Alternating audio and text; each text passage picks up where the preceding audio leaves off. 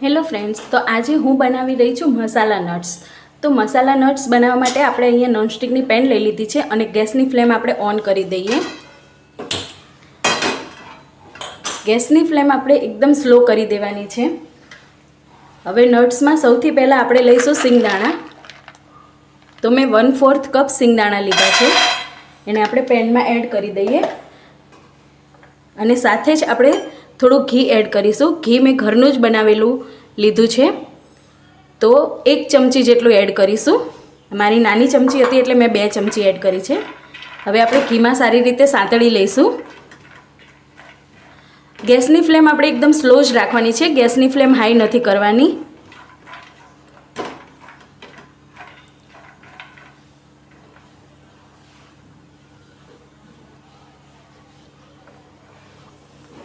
તો આપણા સિંગદાણા એ શેકાઈ ગયા છે.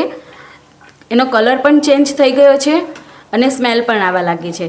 તો હવે આપણે એને અલગ વાસણમાં કાઢી લઈએ.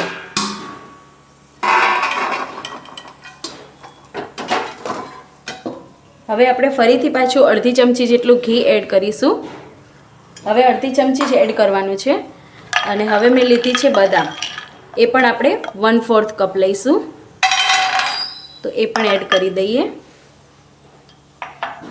એને પણ સેમ જ સ્લો ગેસની ફ્લેમ પર આપણે શેકી લઈએ. બધા જ નટ્સ આપણે અલગ અલગ શેકવાના છે, કેમ કે બધા જ નટ્સને શેકાતા અલગ અલગ ટાઈમ લાગે છે, તો એટલા માટે. અને ગેસની ફ્લેમ બિલકુલ પહેલાં કહ્યું એ પ્રમાણે હાઈ નથી કરવાની.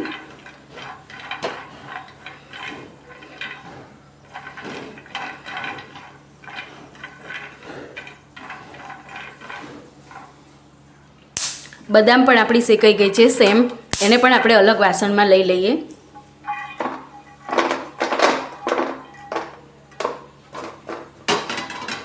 સેમ પ્રોસેસથી થોડું આપણે પાછું ઘી એડ કરી દઈએ. અને હવે આપણે લઈશું કાજુ. કાજુ મેં અહીંયા ટુકડા લીધા છે, તમે આખા પણ લઈ શકો છો. એ પણ આપણે 1/4 કપ જેટલા એડ કરીશું.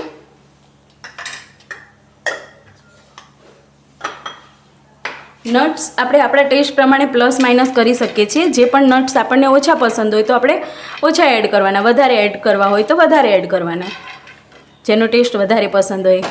કાજુને તો એકદમ સ્લો ગેસની ફ્લેમ પર જ શેકવાના છે, કેમ કે કાજુ છે એ જલ્દીથી શેકાઈ જાય છે અને કાળા થઈ જાય, પછી એનો ટેસ્ટ એકદમ બદલાઈ જાય છે. તો આ રીતે સ્લો ગેસની ફ્લેમ પર મિક્સ કરતા જઈશું અને શેકતા જઈશું. ઘીમાં આને રોસ્ટ કરવાથી આનો ટેસ્ટ અને ફ્લેવર એકદમ ખૂબ જ સરસ આવે છે, એટલે આને ઘીમાં જ શેકવાના, જે હેલ્ધી પણ રહે અને ટેસ્ટી પણ રહે.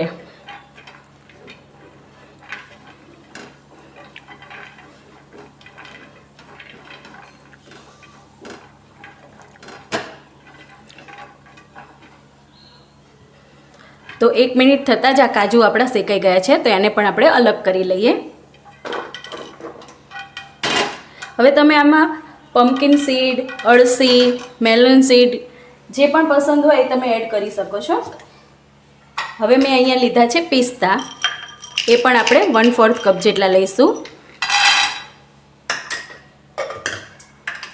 એમાં પણ સેમ આપણે થોડું ઘી એડ કરી દઈએ, અડધી ચમચી જેટલું. અને આને પણ સ્લો ગેસની ફ્લેમ પર જ આપણે રોસ્ટ કરી લઈએ. આ બધા નટ્સને ઓછો સમય લાગે છે, સિંગદાણા અને મખાના એને વધારે સમય લાગે છે રોસ્ટ થતાં. તો કાજુ, બદામ અને પિસ્તાને તો એકદમ સ્લો ગેસની ફ્લેમ પર જ આપણે રોસ્ટ કરીશું. બહુ જ ફટાફટ આ હેલ્ધી રેસીપી બની જાય છે. આપણે બાળકોને લંચ બોક્સમાં, હસબન્ડના ટિફિનમાં, અને આપણે પણ જ્યારે પણ બાળકો આપણને કહે છે કે ભૂખ લાગી ત્યારે આપણે એમને બિસ્કિટ પકડાઈ દેતા હોઈએ છીએ. તો એના કરતાં બેસ્ટ છે કે આપણે આ રીતના ડ્રાય રોસ્ટ કરેલા નટ્સ આપીએ, જેનાથી એમનું પેટ પણ ભરાય અને હેલ્ધી પણ રહે. તો અહીંયા આપણા પિસ્તા પણ રોસ્ટ થવા આવી ગયા છે. 1 મિનિટ માટે આપણે એને સાતડી લઈએ. પિસ્તા પણ આપણા રોસ્ટ થઈ ગયા છે, અને પણ આપણે અલગ કરી લઈએ. હવે આપણે લઈશું મખાના. તો મખાના આપણે મેઝરમેન્ટ કરીને નથી લેવાના, એ તમે તમારા ટેસ્ટ પ્રમાણે જેટલા જોઈએ એ પ્રમાણે લઈ શકો છો, કેમ કે 1/4 કપમાં તો પછી 2 થી 3 દાણા જ આવશે. તો આ રીતે આપણે મખાના લઈ લીધા છે.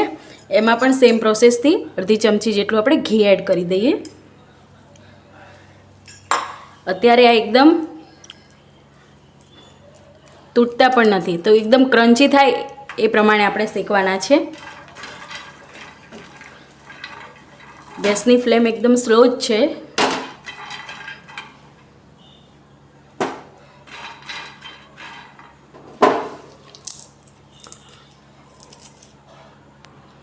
તો મખાનાને તોડીને ચેક કર્યું તો હવે એકદમ એ ક્રન્ચી થઈ ગયા છે. આપણે એટલા જ શેકવાના છે, વધારે ડાર્ક નથી કરવાના. તો આને શેકતા 2 થી 3 મિનિટ જ લાગે છે સ્લો ગેસની ફ્લેમ પર. અને હવે આ બધું જ આપણે સારી રીતે મિક્સ કરી દઈએ.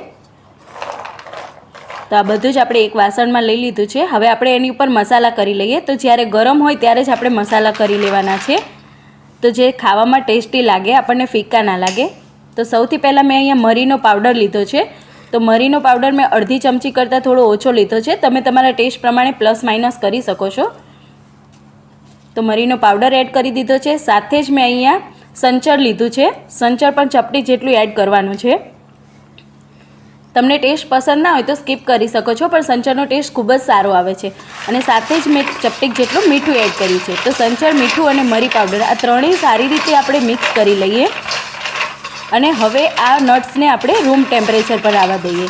તો રૂમ ટેમ્પરેચર પર આવી જાય પછી આપણે કોઈ પણ એરટાઇટ કન્ટેનરમાં ભરી અને આપણે આને સ્ટોર કરી શકીએ છીએ. અને જ્યારે પણ આપણે બાળકોને આપવા ઈચ્છતા હોય ત્યારે આપી શકીએ છીએ. તો આ સહેજ પણ ખરાબ પણ નથી થતા અને હવાઈ પણ નથી જતા. તો આ એકદમ સરસ હેલ્ધી રેસીપી આપણી રેડી થઈ ગઈ છે. તો ફ્રેન્ડ્સ, મને કમેન્ટ કરીને જરૂરથી જણાવજો કે તમને આજની આ રેસીપી કેવી લાગી. ફરી મળીશું નવા જ વિડીયો સાથે. ત્યાં સુધી બાય બાય.